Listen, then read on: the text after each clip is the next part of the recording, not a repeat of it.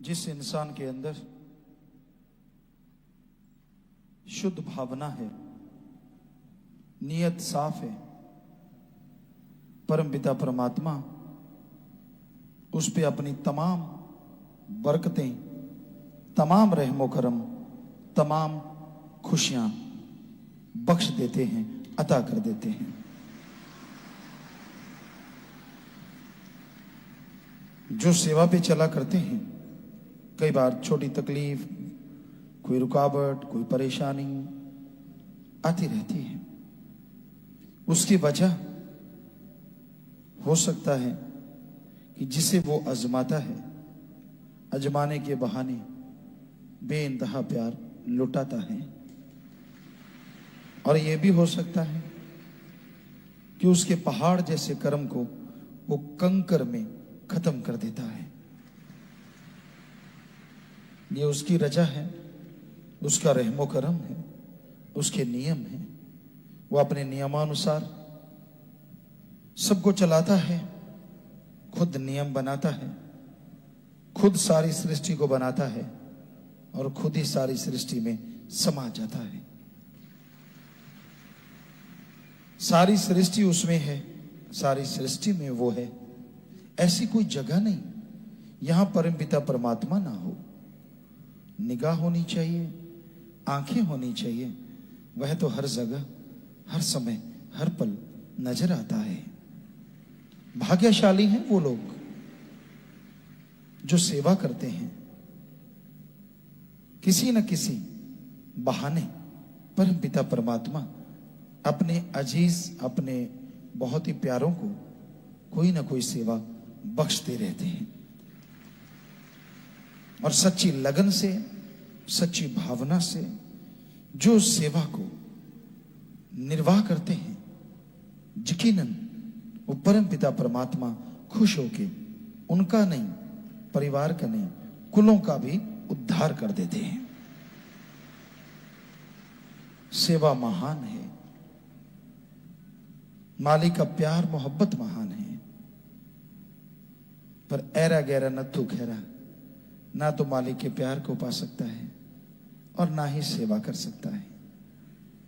बुरा ना मानिए, हम किसी को बुरा नहीं कहते।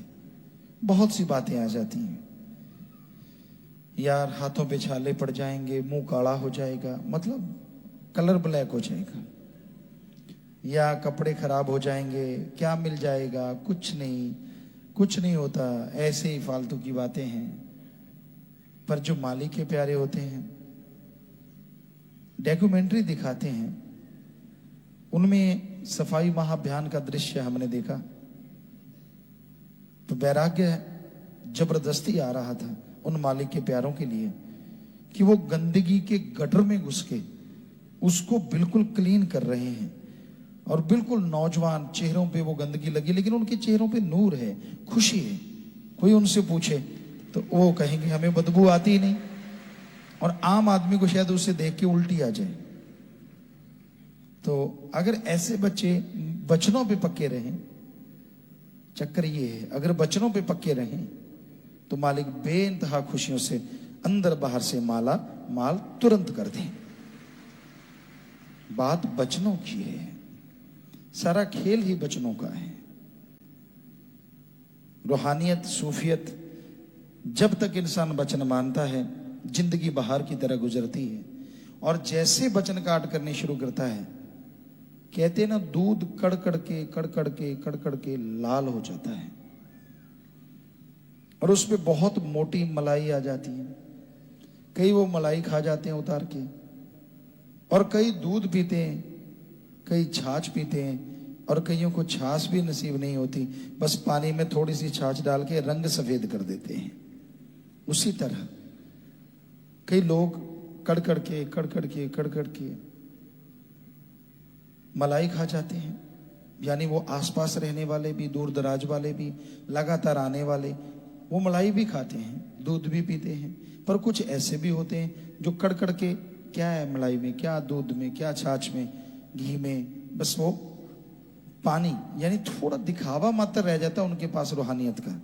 दिखने में भक्त, लोग सलाम करते हैं, पर जब वो अपने खुद के गिरेबान में देखते हैं बहुत बड़ा शून्य नजर आता है। यार ये क्या हुआ, हम तो भक्ति करते थे, हमने तो कभी नहीं। ठीक है, दुनिया मान जाएगी आपने कभी कुछ नहीं किया, आप तो भक्ति करने वाले हो, पर वो खसम तो जानता है ना, आप अगर जीरो हुए हैं तो उसकी कोई वजह होगी, उसका कोई कारण रहा होगा, आप बच्चों के परकच्चे उड़ा रहे होंगे, वो तो जानता है। और फकीर इसीलिए बोलते हैं कि ऐसे कर्म ना करो, क्योंकि ऐसा कर्म करने से आप बेचैन रहेंगे, परेशान रहेंगे और आने वाले समय में बेइंतहा दुख उठाना पड़ता है। तो संतों का काम समझाना है, as a teacher, as a lecturer या एज ए चौकीदार, वो सबको सावधान करते रहते हैं, मत दिखावा करो। एक माँ को, एक बाप को, यहां आप बहुत से माँ बाप बैठे हैं, जिस दिन उसकी औलाद बुद्धू बनाए ना, और माँ बाप को पता चल जाए कि मुझे बुद्धू बनाया है, हमें लगता है उसको जो दर्द होता है शायद किसी और चीज से दर्द नहीं होता, कि यार मेरे खून ने मुझे ही बेवकूफ बनाया। उस टाइम बहुत दर्द होता है। जरा सोचिए, वो अल्लाह, वो वाहिगुरु, वो राम, वो गॉड, वो खुदा, तो दोनों जहां का मालिक है। माँ बाप को तो आप बुद्धू बना के पता नहीं चलने देंगे, लेकिन वो तो ऐसा है जिसको आपके कर्म का नहीं, जो आप सोच रहे हैं, सोचने जा रहे हैं, उसका भी पता है। कैसे बचोगे? और जब उसे ऐसा होता है, माँ बाप तो कुछ नहीं कहते, पर जब उसे लगता है कि उसे कोई ऐसा कर रहा है, वो दया का सागर, सागर का कोई छोर और किनारा नहीं माना जाता, बहुत लंबा चौड़ा माना जाता है, फिर भी उनके किनारे होते हैं, पर वो दया का सागर है, उसका कोई किनारा नहीं है। पर वो दर्द में ये सोचता है, ये कर्म करेगा काल की नगरी में, मालिक को बुद्धू बनाएगा तो उसकी बेड़ी में बट्टे पड़ेंगे ही पड़ेंगे, और आने वाले टाइम में उसका बुरा हश्र होगा ही होगा। इसलिए वो फिर अपने फकीरों के द्वारा लोगों को आगाह करते हैं, सावधान करते हैं कि बेटा हट जाओ, मत करो बुरे कर्म, मत दिखावा करो। ठीक है, आप चंद किताबें पढ़ गए, बहुत आलम फाजिल बन गए, ठीक है, आप बड़ा दिखावा कर लेते हैं, बड़े ओवर स्मार्ट हैं, आप बड़े कलाकार हैं, बड़े नाटकबाज हैं, लेकिन वो परमपिता परमात्मा से तो नाटक नहीं चलेगा ना। उसको तो सब पता है आप किस समय क्या कर रहे हो, तो क्यों कर रहे हो ऐसा, किस लिए? क्षणिक आनंद के लिए, काम वासना, क्रोध, लोभ, मोह, अहंकार, मन माया, क्षणिक स्वाद के लिए? क्यों नहीं परमानंद हासिल करते? लगातार सुमन कीजिए, लगातार सेवा कीजिए, छोड़ दीजिए पाखंडवाद, छोड़ दीजिए नाटकबाजी, बहुत हो गई जिंदगी में। कईयों ने तो बहुत कर लिया, देख रहे हैं हम लगातार, पर फिर भी उनका कोई किनारा ही नहीं है। पर अगर मालिक की तरफ से किनारा आया तो फिर आपको किनारा नहीं मिलता। चक्कर ये है, क्यों आप वो उसको अजमा रहे हो कि भाई हमें क्या फर्क पड़ता है? कुछ फर्क नहीं पड़ता, चंद दिन गुरुजी व्याख्या करेंगे, चंद दिन गुरुजी बोलेंगे, बाद में वैसे का वैसा है, हम सब जानते हैं, क्योंकि वो कड़के पानी में लस्सी वाले होते हैं। उनको कोई ना दूध से लेना देना, ना मलाई से, ना घी से, ना मक्खन से, ना छाछ से, ना दही से, क्योंकि उनको तो सब कुछ सिर के ऊपर से निकलता है। हम आपको 100% सच बोलते हैं, आपको ऐसे समझा रहे हैं, उनकी यही होगी चर्चा आपस में, हाँ आजकल तो चल रहा है पीड़, आजकल तो अपने पे लग रहा है तबाह हो रहा है, कोई बात नहीं, 2-4 दिन कुछ नहीं फर्क पड़ता। अरे फर्क पड़ेगा ऐसा, फिर तेरे से ना हंसा जाए, ना रोया जाए, ना तेरे कर्म उठाए जाएं। क्यों उस समय को न्योता देते हो? क्यों नहीं अपने आप को सुधारते? आखिर कब तक? तो सुमन करो, मालिक की औलाद का भला करो, सबका भला मांगा करो। हम आपको गारंटी देते हैं, सेवा सुमन और सबका भला मांगोगे तो मालिक आपका भला जरूर करेंगे। धन सतगुरु तेरा ही आशा सभी साध संगत जी से निवेदन है कि मेरा चैनल जरूर सब्सक्राइब करें जी। धन धन सतगुरु तेरा ही आसरा।